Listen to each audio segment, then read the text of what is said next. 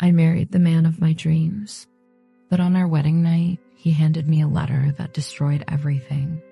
People called it unusual when I married Edward, a man 30 years older than me, but they didn't know the truth, that I had never felt loved by anyone the way he loved me.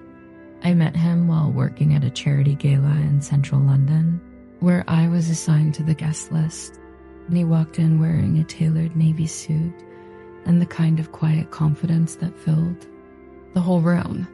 He complimented my laugh, told me my eyes reminded him of someone, and by the end of the night, I was drowning in attention I'd never known before. I was 23, working 2 jobs, renting a shoebox flat in Hackney, and had never known a father figure. My mom had told me mine was a mistake from her youth and never spoke of him again. Edward, with his refined manners and stories of Italy, poetry, and late-night jazz bars, made me feel like I belonged somewhere for the first time in my life. We dated quietly, secretly, then publicly, and while my friends rolled their eyes and said I had daddy issues, I ignored them because Edward made me feel seen. When he proposed at a secluded cottage in Dorset under candlelight, I said yes without hesitation. The wedding was intimate, a garden ceremony in Surrey, white roses, vintage lace gown, and just close friends. My mother refused to attend, said she was ill, but I knew deep down she disapproved and didn't understand. Edward held my hand the whole time. He kissed me so gently I felt like a queen, but it was that night, our wedding night, that shattered everything. He poured us wine, played a vinyl of Nina Simone, and handed me a letter.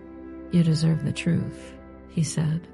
I opened it, confused, and the first words read, "My darling Evelyn, before anything else, I want you to know I loved you without hesitation long before I knew who you really were." My breath caught, my skin chilled. The letter told a story of a 19-year-old boy who got a girl pregnant and was forced by her family to walk away, a girl who later moved to Newcastle and raised a child alone. That boy was Edward, my Edward, and the baby was me. I dropped the letter, shaking, demanding answers. He wept, knelt before me, begged forgiveness. He said he hadn't known until 2 months before the wedding, after tracing my mother's name through old hospital records when he saw her name on an insurance form. He said he tried to stop himself, tried to leave me, but couldn't. He was already in love. I screamed. I collapsed. I called my mother, and her silence on the other end was the final confirmation. She sobbed and said she thought he left the country, never imagined he'd find me, and begged me to walk away. But it was too late. I was married. And I have loved this man, not just with my heart, but with my entire soul. I moved out that night, back to a friend's flat, unable to breathe, unable to sleep. The media caught wind after someone from the wedding leaked the letter. Headlines exploded. Woman marries her own father, love or lie. My life became a storm. I lost my job. Friends distanced themselves.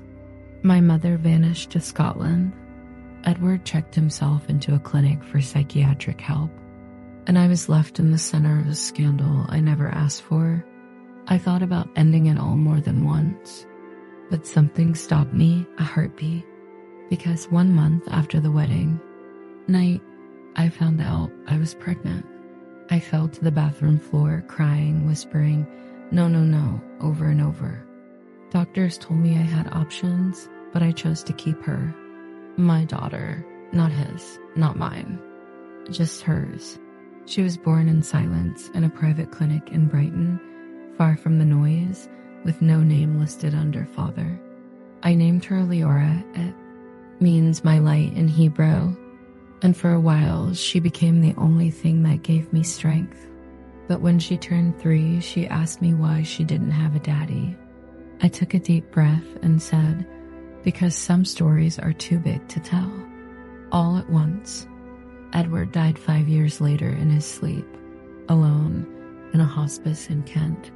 He left everything to me and Leora, but more than that, he left behind a journal filled with poems about me, our time together, the tragedy of love without knowledge. I cried for weeks, not because I forgave him, but because a part of me still loved the man who saved me before he destroyed me. And sometimes at night, when Leora sleeps, I hold that journal close and wonder whether the truth is always better than the lie. Some wounds never heal, some stories never make sense. But in the ruins, I found a kind of twisted, painful peace, and the strength to walk forward carrying both love and horror in the same heart.